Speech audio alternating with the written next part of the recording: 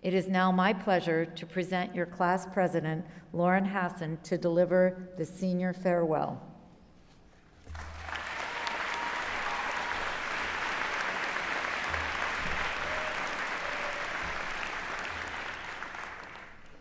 Good morning, everyone. Today, I address you all as undergraduates for the very last time. Sure, we'll always refer to each other as college friends or classmates, and we'll reminisce about the good old days of orientation and SOLA registration. We'll recall the nights we stayed up late working on a lab report or a SAGES paper, or just hanging out in Coventry with our friends. And then we'll remember the days after, too, when we relied on Starbucks to get us through our classes. The truth is, though, that things will never be the same. I believe they refer to this period in our lives as a time of change. Change. We are certainly no strangers to this concept. We've seen more than our fair share of changes in the last 4 years. We've been through 3 university presidents and 2 campus name changes. We've endured more construction projects than any student would prefer. We watched the village at 115 develop from a pile of environmentally friendly bricks into a unique housing facility that many of us now call home. At the same time, the Baker Building was reduced to a beautiful path of strangely similar bricks that we now call the binary walkway. We are lucky enough to be a part of the first snow day Case had in at least 28 years.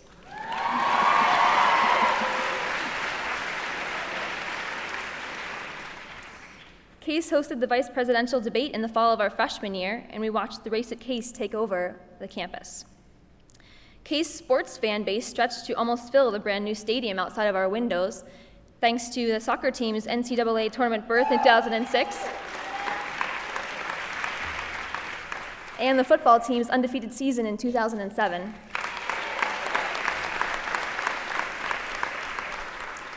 We were the first college class to use Facebook, and then we watched its exponential growth over the past few years. Vastly more important than all these changes, though, were the ones of the intangible sort that were happening at the same time. I'm not talking about the knowledge and wisdom that you've gained from the classroom, though after 4 years and nearly 160 grand, I hope that you've gained some of that. What I'm talking about is personal growth. Developing the stamina to make it through finals week, or the resilience to shake off a bad test grade. Learning how to do your own laundry or cook yourself something besides ramen noodles. Supporting a roommate through a tough breakup, or taking care of a close friend after a rough night out. Choosing the perfect major, or deciding to change directions completely. We arrived on campus as wide-eyed, ambitious adolescents, and we leave as competent young men and women on the brink of adulthood. The experiences we've had here have shaped our personalities and directed our paths for the future. Not all the changes we've experienced have been positive, but I like to think that every cloud has a silver lining. We lost a beloved chemistry professor, Ignacio Ocasio, in the summer after our freshman year. His passionate commitment to teaching and sunny sense of humor have touched many of our lives. Thanks to your gifts and support, a bronze statue will be erected in his honor in the fall, so that students for decades to come will know his name and face. If your generosity in the past year is any indication, Alumni Relations and the Office of Annual Giving can certainly expect to see an increase in their funding a few years down the road. There are also 2 classmates missing from the seats I look out over today. We first lost one of our classmates in November of our sophomore year. Alex Merlino was a friend to many, but his mischievous grin and fun-loving attitude was infectious, even to those who didn't know him. This past summer, Steve Oswald, better known as Bevo to friends on campus, passed away. Steve was unconditionally friendly to everyone he met, and his bright personality will live on in the memories of those who knew him. Both Alex and Steve passed away suddenly, but even in the face of extreme tragedy, there is room for growth, the development of inner strength, and a greater appreciation for our loved ones. This growth is their legacy, and I would like to think that they are looking down on us today with pride at all of our accomplishments. Of course, I would be remiss if I made it seem as if we learned everything we ever needed to know within the last 4 years. There must have been some changes occurring during the first 18 to get us here in the first place. And while plenty of credit goes toward our primary schooling, I'm willing to bet that the majority of the credit belongs to our families.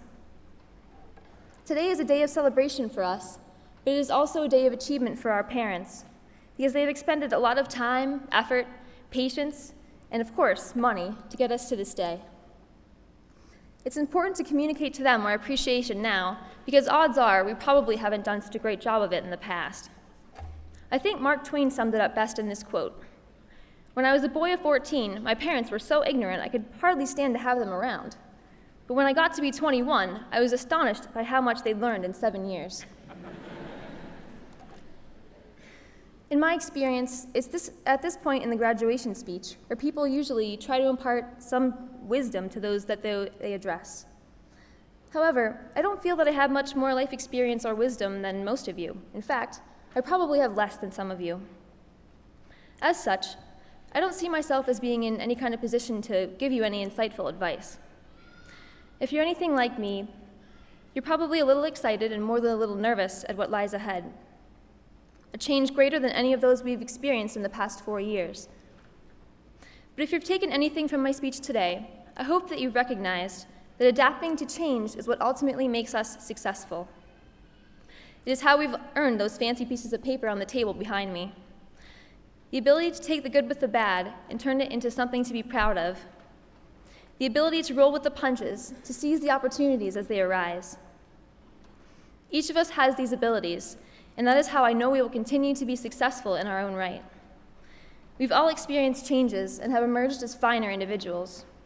Today we should celebrate the changes that have made us who we are today, and the changes that will bring continued success in the future.